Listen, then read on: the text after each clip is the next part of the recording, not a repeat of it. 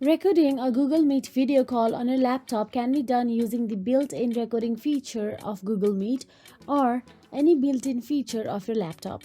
So here is a step-by-step guide. Firstly, open Google Meet on your browser and join the meeting. Click the three dots menu in the bottom right corner and select Record Meeting.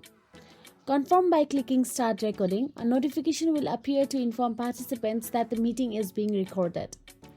Then, click the three-dot menu again and select Stop Recording.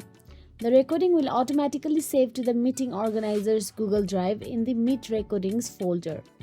Now all you have to do is go to your Google Drive or the email sent to the meeting organizer containing the recording link. Or you can also use your laptop's built-in screen recording feature in a simple way to record a Google Meet video call. On Windows, you can use Xbox Game Bar, and in macOS, you can simply use QuickTime Player and screen record the Google Meet. So that is it. If you found this video helpful, please like, share and subscribe, and thank you so much for watching.